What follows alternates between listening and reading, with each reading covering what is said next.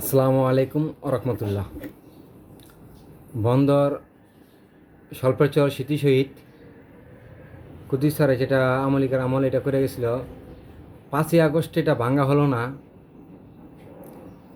কিন্তু আজ দুঃখের বিষয়, বন্দর স্মৃতি শহীদটাকে আজ ভাঙচুর করা হলো। গতকাল রাত্রে যে টাইস দিয়া এটা বানাইছে জাতীয় পতাকাটার পিলারটা, যে পিলারটার উপরে আসছে পাইপটাতে পতাকাটা উড়ানো হয়, বাংলাদেশের পতাকাটা, সেই পতাকার টাইসটা সম্পূর্ণ ভাঙচুর করা হলো।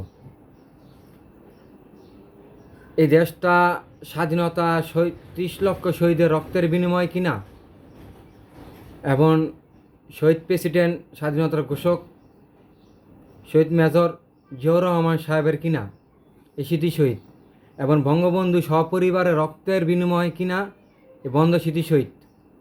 আর এই স্মৃতি শহীদটা কোনো আজ আওয়ামী লীগে ভাঙে নাই, কোনো বিএনপি ভাঙে নাই, কোনো জামাত ইসলাম ভাঙে নাই। কালকে সংসদ অভিযান প্রথম সংসদ অভিযান গেল, কিন্তু গতকাল রাত্রে এত সুন্দর আমাদের একটা স্মৃতি শহীদ, সমস্ত আমাদের একটা দেশের জাতীয় সম্পদ, কেন এটাকে ভাঙচুর করা হলো? আমি এর আগে একটা মাদক বিরোধী ওখান থেকে, যে টয়লেটিতে মাদক খাইতো, বাথরুমিতে মাদক খাইতো, অনুভব গাঞ্জা খাইতো, সমস্ত কিছু এটা তুলে ধরা হয়েছিল, সমস্ত মিডিয়ার ছাড়া হয়েছিল, সমস্ত মিডিয়ার আছে, আবার আমার টিকটকে আছে, ভিডিও আছে, এবং অন্যান্য ফেসবুকে আমার মির রহমত আলী হাজি একটা ফেসবুক আছে, ওইটা তো আছে, এমডি সবুজ একটা সেটাও তো আছে, মির রহমত আলী বাবুর্চি ফেসবুক ওইটা তো আছে, এবং এটা তো আছে, বিভিন্ন মিডিয়ারে আছে, দেওয়া আছে, অনটে আমার ইউটিউব, আন্তর্জাতিক ইউটিউবে দেওয়া আছে।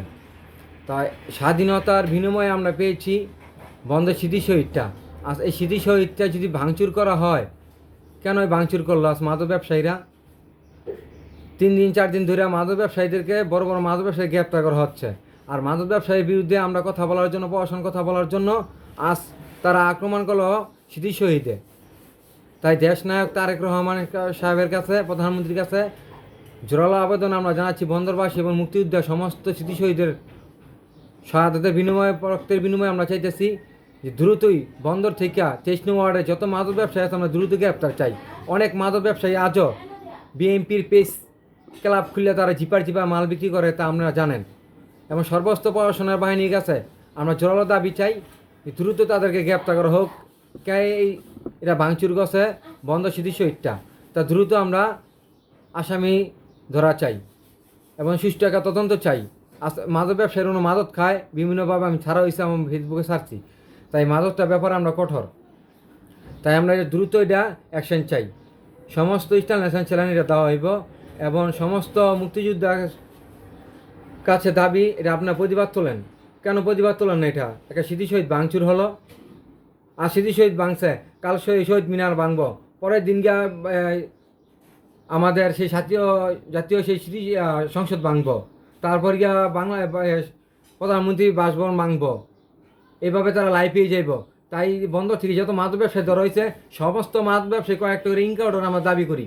কারণ এটা কোনো আওয়ামী লীগ করে নাই, কোনো জামায়াত ইসলাম করে নাই, কোনো অন্য সংগঠন করে নাই, এই সমস্ত করেছে মাদক ব্যবসায়ীরা। তাই মাদক ব্যবসায়ীদেরকে আমরা ইনকাউন্টার দাবি চাই, প্রতিটা ওয়ার্ডে একটি করে ইনকাউন্টার চাই, বড় বড় মাদক ব্যবসায়ীদের একটি করে ইনকাউন্টার চাই। এ সমস্ত প্রশাসন, সেনাবাহিনী, নৌবাহিনী এবং বিজিবি বাহিনী এবং পুলিশ বাহিনী এবং সমস্ত প্রশাসন বাহিনীর কাছে দেশপ্রেমের যারা, এই দেশের নায়ক যারা এই দেশটাকে চালায়, যারা এই দেশের প্রধানমন্ত্রী, তারাই বাংলাদেশের প্রধানমন্ত্রী, যারা দেশটাকে নিরাপত্তা দেয়, তাই সমস্ত প্রশাসন বাহিনীর কাছে চাই প্রতিটা ওয়ার্ডে একটা করে বড় বড় মাদক ব্যবসায়ী ইনকাউন্টার দাবি চাই। এবার সমস্ত মুক্তিযুদ্ধের দাবি এবং স্বাধীনতার দাবি এবং বাংলাদেশের পতাকার মানচিত্রের দাবি, এবং আপনাদের যে পতাকা শৈলী যে পোশাকটা আছে, এটা আমাদেরকে জাতীয় সম্পদ, এটা বাংলাদেশের সমান। বাংলাদেশে যেমন একটা জাতীয় পতাকা আছে, ঠিক আপনাদের শৈলী সেই জাতীয় পতাকাটা।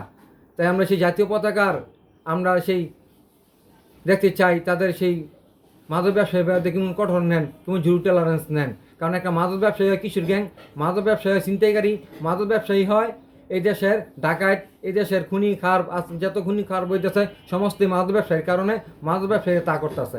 তাই মাদক ব্যবসায়ীদের প্রতিটা ওয়ার্ডে আমরা একটা ইনকাউন্টার চাই।